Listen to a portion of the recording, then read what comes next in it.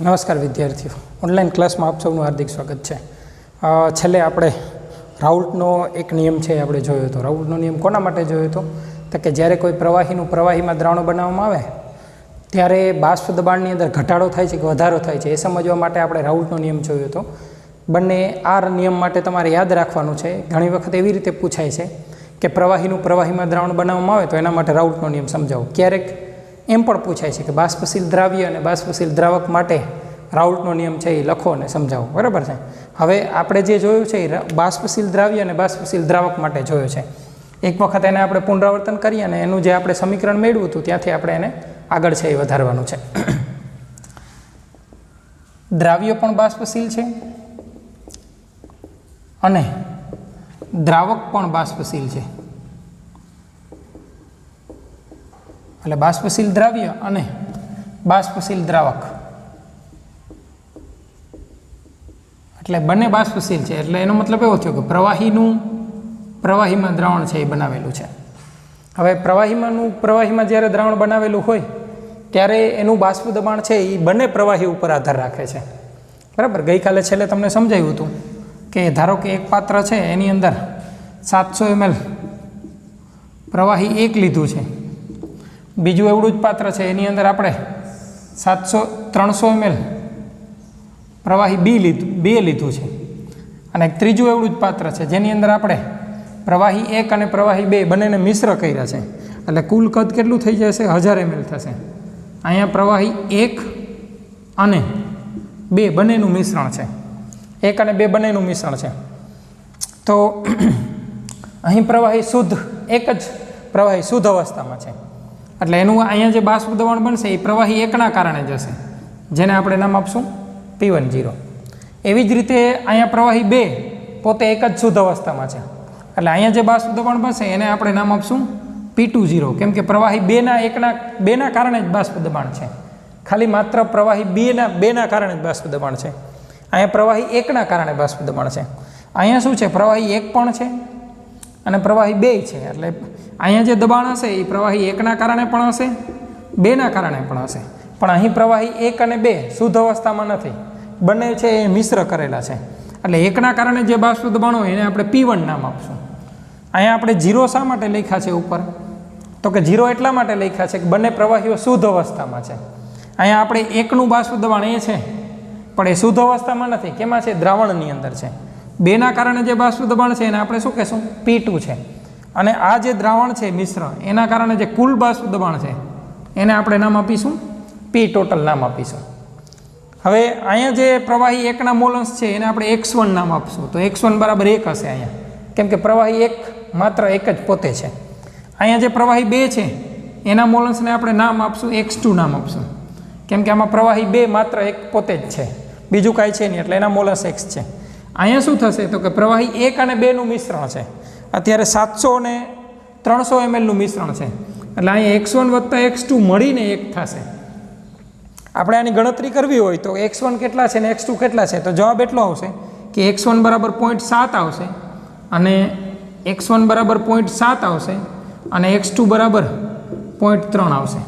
અને બંનેનો કુલ સરવાળો છે એ કેટલો થશે? 1 થશે, કેમ કે આપણે આના 700 ml લીધા છે, આના 300 ml લીધા છે.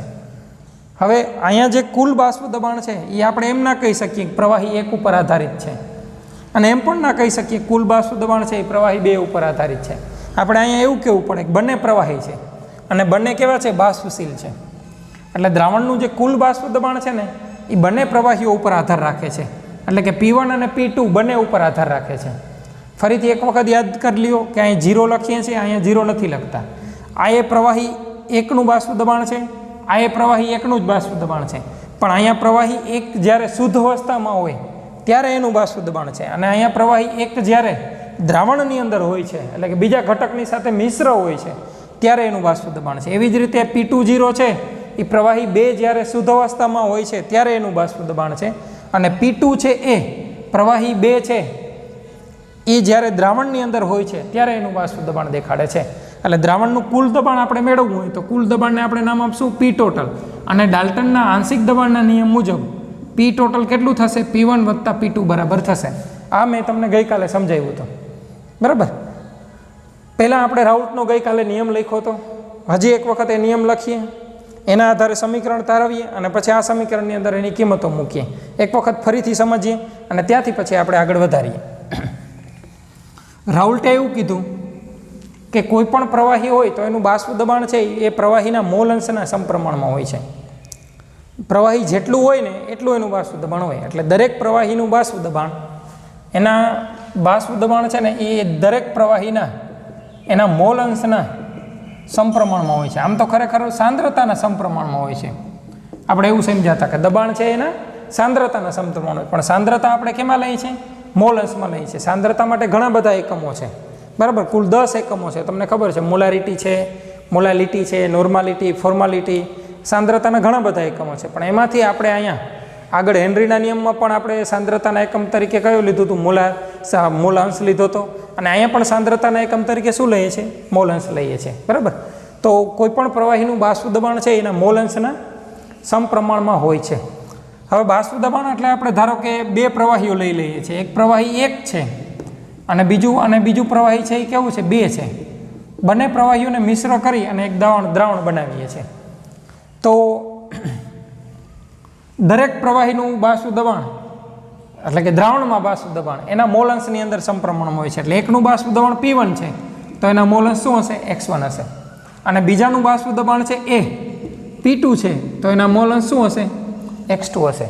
એટલે P1 ચલે છે X1 અને P2 ચલે છે X2 થશે. શા માટે થશે? તો કે રાઉલ્ટે અહીંયા નિયમ આપ્યો છે કે કોઈ પણ પ્રવાહીનું બાષ્પ દબાણ એના મોલ અંશના સમપ્રમાણમાં હોય છે.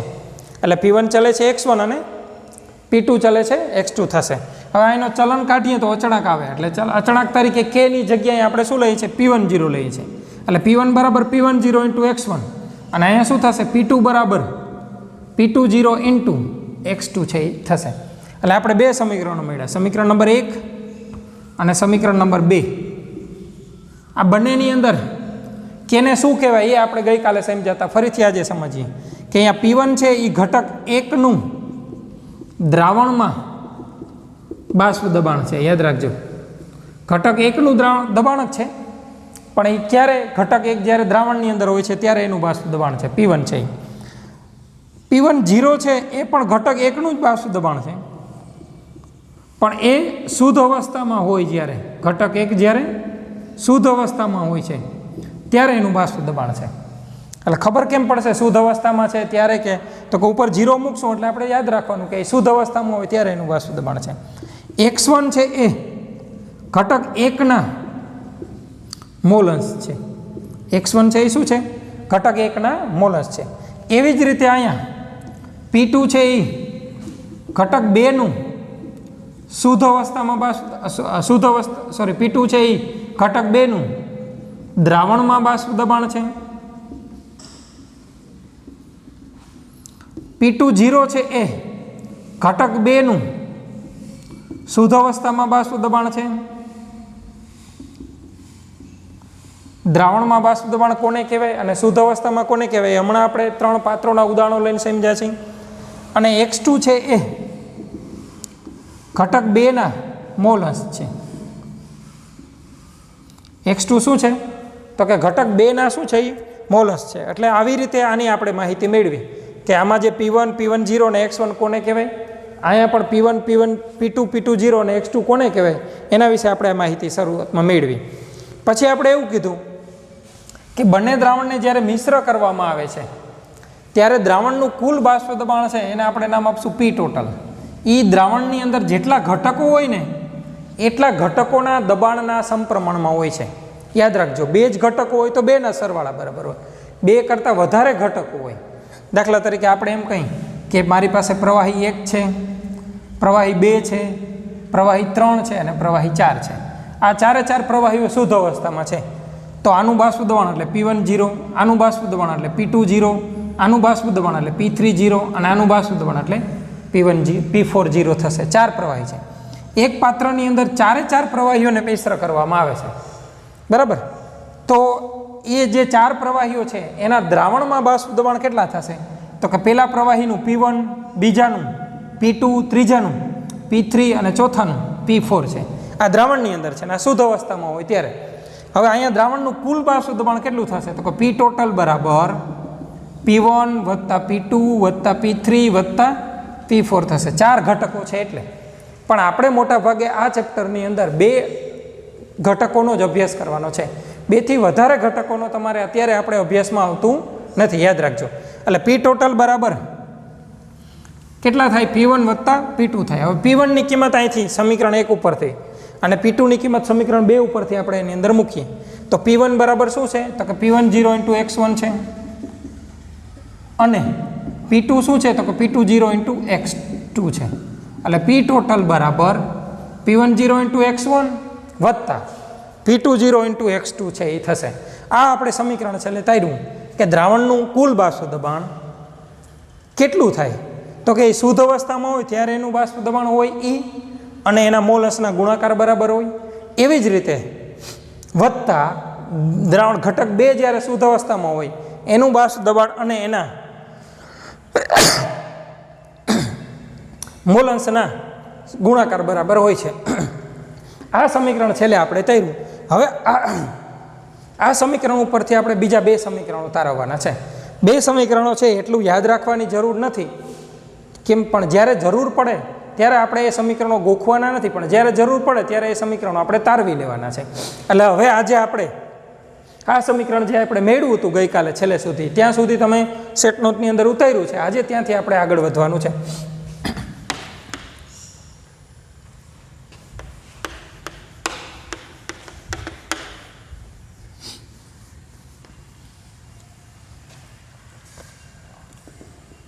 P ટોટલ બરાબર P1 0 × x1 વત્તા P2 0 × x2 બરાબર છે. આવું આપણે સૂત્ર છે એ તાર્યું.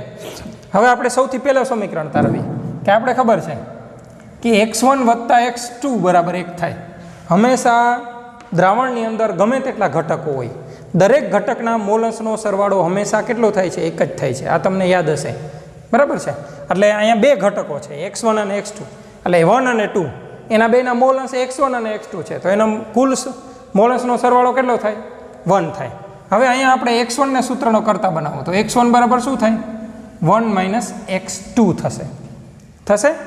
હવે આ x1 ની કિંમત આપણે આની અંદર મૂકી દઈએ તો આપણા માટે સમીકરણ શું થાય? P ટોટલ બરાબર P1 0 × x1 એટલે 1 - x2 વત્તા P2 0 × x2. એટલે આપણે આમાં x1 અને x2 બંને ઘટકો હતા તો બંનેમાંથી કોઈ એક ઘટક x2 કરી નાખ્યો આપણે. x1 ની જગ્યાએ શું મૂકી દીધા આપણે કિંમત? 1 - x2. x2 ને આ બાજુ લઈ ગયા એટલે આમાંથી બાદ થઈ ગયા. 1 - x2 આપણે મૂકી દીધા.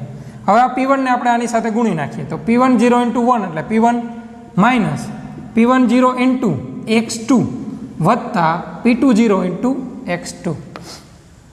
બરાબર. હવે આપણે પદોની અદલા બદલી કરીએ. બરાબર. કેવી રીતે અદલા બદલી કરીશું? તો કે આપણે અહીંયા P1 0 છે માઇનસ P1 0 × x2 વત્તા P2 0 × x2 છે. આ બંને પદોને આપણે અદલા બદલી કરી નાખીએ. બરાબર. તો આવું થશે P1 0 વત્તા P2 0 × x2 ઓછા P1 0 × x2. એટલે આ પદને આગળ લઈ લીધું, આ પદને પાછળ જવા દીધું. જેની જે નિશાની હતી એ નિશાની જ રહેવા દીધી. હવે P1 0 વત્તા આ બેમાંથી સામાન્ય શું નીકળે છે? તો કે જો x2 સામાન્ય નીકળે તો x2 બરાબર P2 0 - P1 0. એટલે આપણા માટે આ સમીકરણ 1 થઈ ગયું પાછું. આ સમીકરણની શું ખાસિયત છે? તો કે આમાં બંને ઘટકના મોલ અંશ નથી, જો ખાલી માત્ર ઘટક 2ના મોલ અંશ જ છે. એટલે એનો મતલબ એવો થયો ને કે દ્રાવણનું કુલ દબાણ ઘટક 2ના મોલ અંશ ઉપર જ આધારિત છે. ઘટક 1 અને 2ના બાષ્પ દબાણ ઉપર તો શુદ્ધ અવસ્થામાં હોય એના ઉપર તો આધારિત છે જ, પણ ખાલી માત્ર ઘટક 2ના મોલ અંશ ઉપર આધારિત છે. અહીંયા દ્રાવણનું કુલ બાષ્પ દબાણ જો x1 અને x2 એટલે બંને ઘટકના મોલ અંશ ઉપર આધારિત છે. અને આ સમીકરણની અંદર શું થયું? તો કે ખાલી માત્ર ઘટક 2ના મોલ અંશ ઉપર આધારિત છે. એટલે આ સમીકરણ આપણે યાદ નહીં રાખીએ, યાદ ખાલી આ સમીકરણ જ રાખશું. પણ ઘણા દાખલાઓ, અમુક દાખલાઓ એવા છે કે જેમાં આ સમીકરણનો આપણે ઉપયોગ કરવાનો થશે. જ્યારે એનો ઉપયોગ કરવાનો થશે ત્યારે આપણે આ સમીકરણ તારવશું. કેવી રીતે તારવશું? તો કે આના ઉપરથી આપણે આની કિંમત મૂકી અને આ સમીકરણ તારવશું. જો આપણે ઘટક 2 ઉપર આધારિત જોતું હોય તો અહીંયા 2ની કિંમત છે એ મૂકવાની. ઘટક 1 ઉપર આધારિત જોતું હોય તો એકની કિંમત છે એ મૂકવાની, એવી રીતે, બરાબર છે. એટલે આ સમીકરણ તમને સમજાઈ ગયું છે.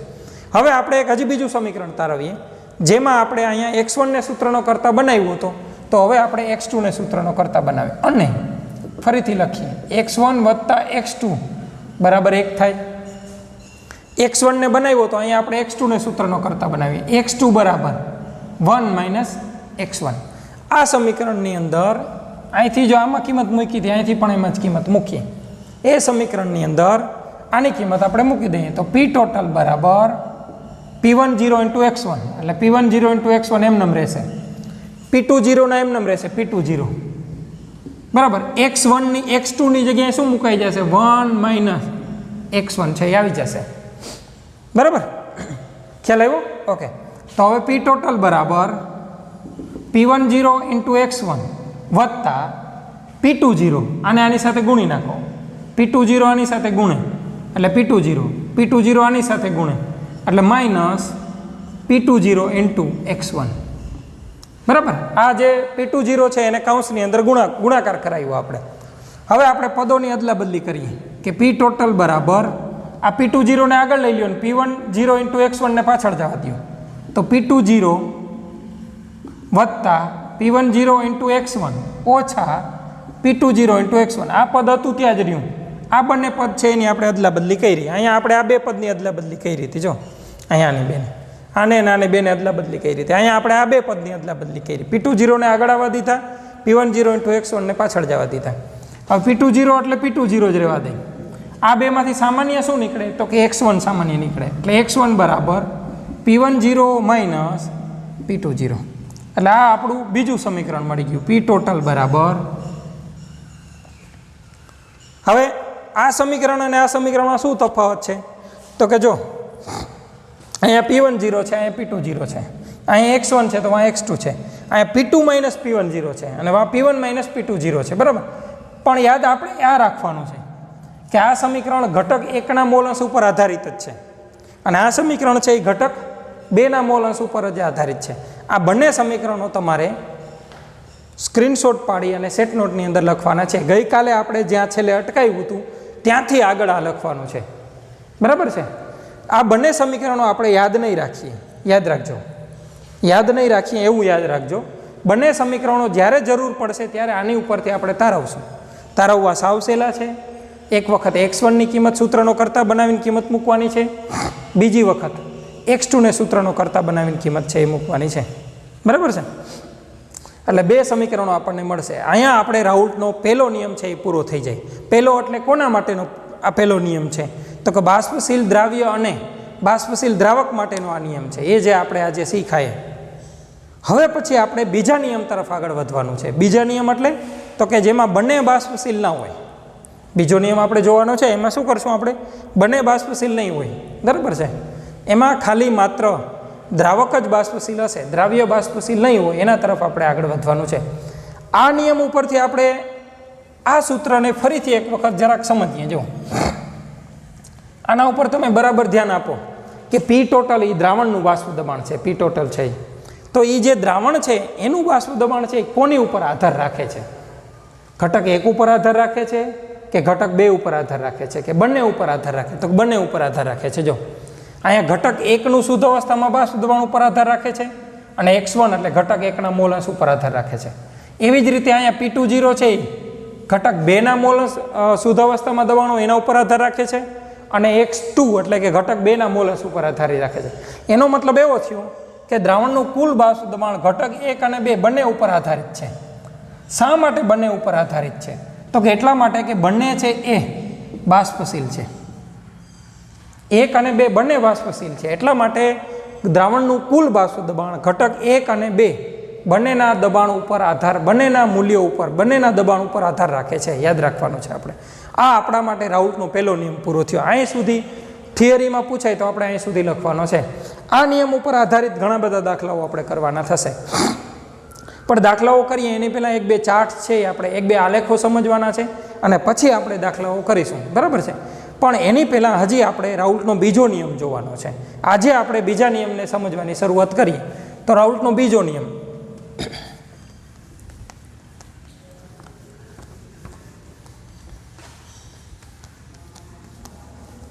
આપણે પહેલો નિયમ અને બીજો નિયમ એમ યાદ નહીં રાખીએ, આપણે એવી રીતે યાદ રાખશું કે રાઉલ્ટના બે નિયમો છે. એક કોના માટે છે?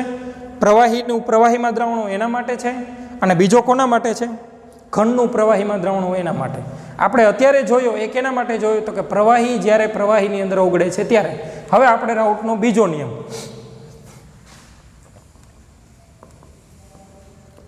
રાઉલ્ટનો નિયમ, બાષ્પશીલ દ્રાવક અબાષ્પશીલ દ્રાવ્ય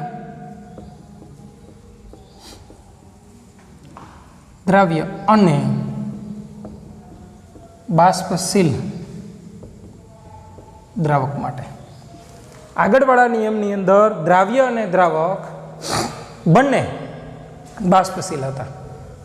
આની અંદર દ્રાવ્ય છે એ અબાષ્પશીલ છે, એટલે કે ઘનનું પ્રવાહીમાં દ્રાવણ બનાવેલું છે.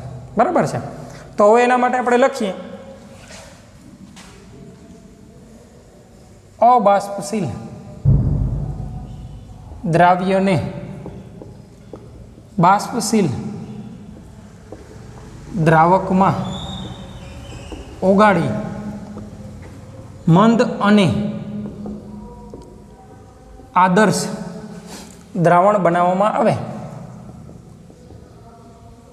મંદ અને આદર્શ દ્રાવણ બનાવવામાં આવે ત્યારે દ્રાવણના બાષ્પ દબાણમાં થતો સાપેક્ષ ઘટાડો દ્રાવ્યના મોલ અંશના સમપ્રમાણમાં હોય છે.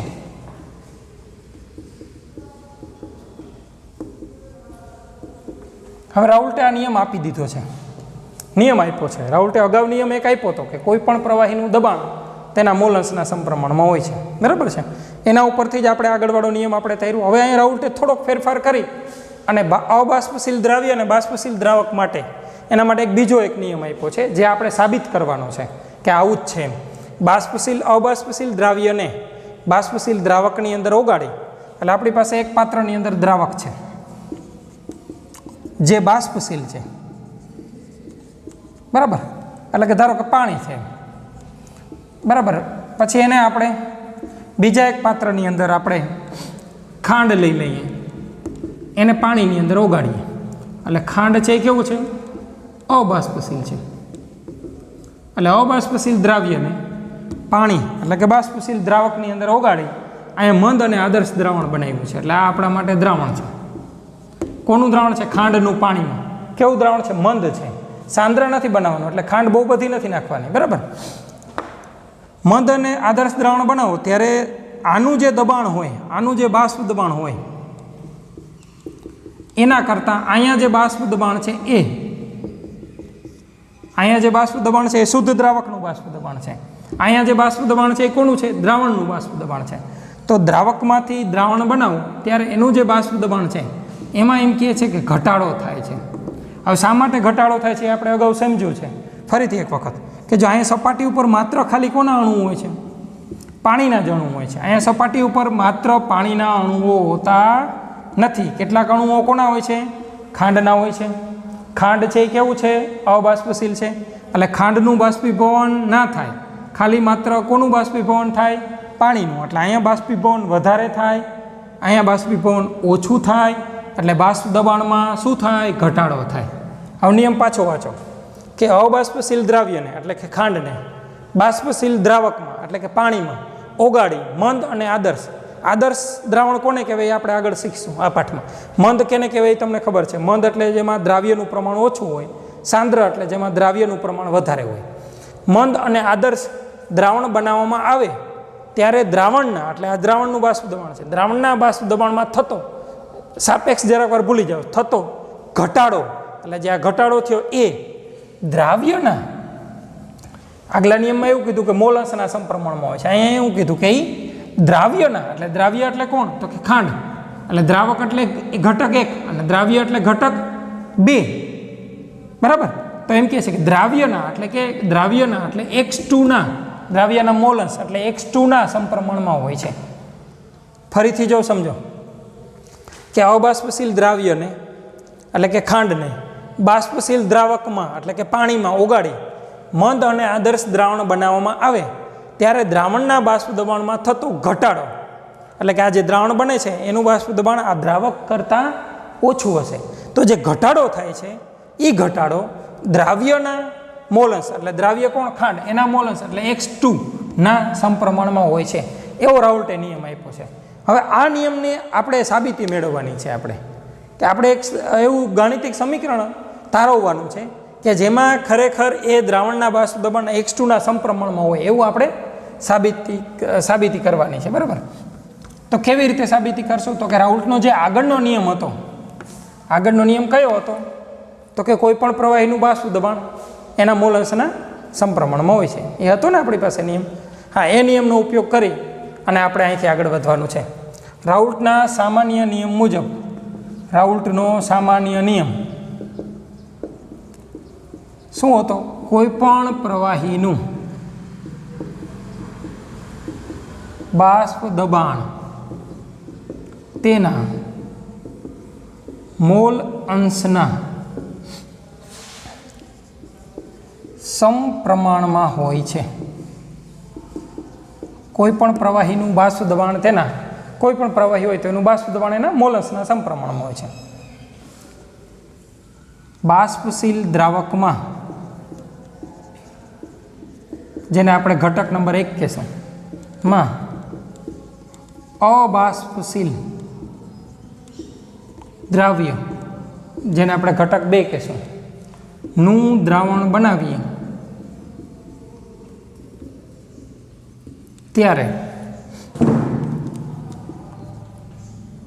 તેનું બાષ્પ દબાણ તેનું એટલે કોનું? દ્રાવણનું બાષ્પ દબાણ એટલે મતલબ બાષ્પશીલ દ્રાવક 1 માં અબાષ્પશીલ દ્રાવ્યનું આમાં આપણે આ ઓગાળીને દ્રાવણ બનાવીએ ત્યારે તેનું બાષ્પ દબાણ દ્રાવક પર જ આધારિત છે. કેમ દ્રાવક ઉપર જ આધારિત છે? કેમ કે દ્રાવ્ય તો અબાષ્પશીલ છે. તો અહીંયા શું કીધું છે? દ્રાવ્યના મોલન્સમાં. એ આપણે સાબિત કરવાનું છે. આપણે તો આના ઉપરથી કહીએ કે કોઈ પણ પ્રવાહીનું બાષ્પ દબાણ એના મોલન્સના સમપ્રમાણમાં હોય. તો અહીંયા આપણે આ એક દ્રાવણ જે બનાવ્યું છે, આ દ્રાવણ એની અંદર આપણે આ દ્રાવણની અંદર આપણે પાણી લીધું છે વત્તા એમાં આપણે શું નાખીએ છીએ? ખાંડ દ્રાવ્ય છે એટલે એને આપણે ઘટક 2 કહેશું. પાણી છે એ દ્રાવક છે એટલે એને ઘટક આપણે 1 કહેશું. હવે આ દ્રાવણની અંદર ખાંડનું તો બાષ્પીભવન ના થાય, ખાલી માત્ર પાણીનું જ બાષ્પીભવન થાય. બરાબર ને? એટલે દ્રાવણમાં બાષ્પ દબાણ ખાંડ તો બાષ્પીભવન થાય જ નહીં એટલે એના ઉપર ના આધાર રાખે કે ખાલી કેના ઉપર આધાર રાખે? પાણી ઉપર. બરાબર. એટલે આપણે અહીંયા આમ લખી શકીએ કે P1 ચલે છે X1. બરાબર. આગળ વખતમાં બંને લખ્યા હતા અને P2 ચલે છે X2. આમે લખ્યું હતું આગળ વખતે, યાદ છે ને? આગળના નિયમની અંદર બંને લખ્યા હતા. બંને એટલા માટે લખ્યા હતા કે P1 છે એ બાષ્પશીલ હતો અને P2 છે એ પણ એટલે ઘટક 1 અને ઘટક 2 બે બાષ્પશીલ હતા. એટલે P1 ચલે છે X1 અને P2 ચલે છે X2. પણ અહીંયા P2 ના આવે કેમ કે P2 એટલે અહીંયા ખાંડ છે, ખાંડનું બાષ્પીભવન ના થાય એટલે ખાલી એક જ આવે. P1 ચલે છે X1. બરાબર. તો માટે શું લખી શકાય? P1 બરાબર P10 બરાબર ઇન્ટુ X1. અચળાંક કાઢો, ચલનાંક કાઢો તો અચળાંક શું આવે? P10 આવે આગળના નિયમ મુજબ. જ્યાં P1 બરાબર ઘટક 1 નું દ્રાવણમાં, યાદ છે ને, બાષ્પ દબાણ ગઈકાલે સમજાવ્યું હતું આગળના લેક્ચરમાં, આજે સમજાવ્યું અને હવે ફરીથી લખીએ છીએ. P1 બરાબર ઘટક 1 નું દ્રાવણમાં બાષ્પ દબાણ. P10 બરાબર ઘટક 1 નું શુદ્ધ અવસ્થામાં દબાણ. બરાબર. ઘટક 1 નું શુદ્ધ અવસ્થામાં. અને X1 બરાબર ઘટક 1 ના મોલ અંશ. ખબર પડી ગઈ? એટલે P1 બરાબર P10 ઇન્ટુ X1. આટલું ખબર પડી ગઈ? ચાલો હવે ત્યાંથી આગળ વધારીએ. P2 ઇન્ટુ X2 કેમ ના આવે? ખાંડ છે એ અબાષ્પશીલ છે એટલે એના ઉપર દબાણ આધાર રાખતું નથી. હવે જો સમીકરણ 1 પરથી એટલે સમીકરણ P1 બરાબર P10 ઇન્ટુ x1 છે આપણી પાસે, બરાબર. હવે P10 ને આપણે આ બાજુ લઈ આવીએ એટલે આની સાથે ગુણાકારમાં છે તો આની સાથે ભાગાકારમાં આવે એટલે P1 છેદમાં P10 બરાબર શું થશે x1 થયું. આને આપણે આ બાજુ લઈ આવ્યા,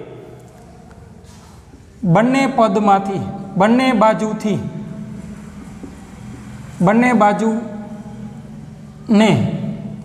બાજુના પદને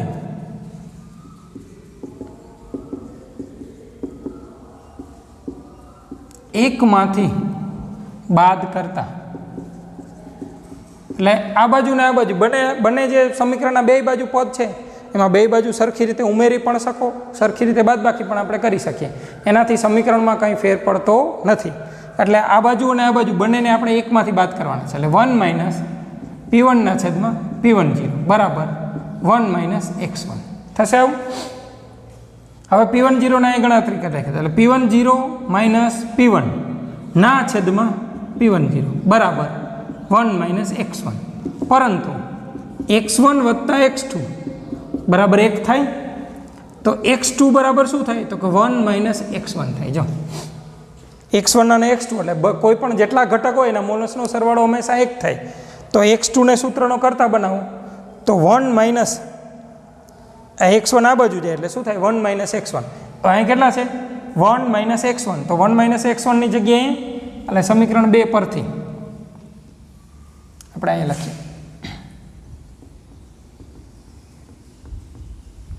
તો આવું થશે P10 માઇનસ P1 છેદમાં P10 બરાબર 1 માઇનસ x1 ની જગ્યાએ શું આવી જશે x2 આવશે.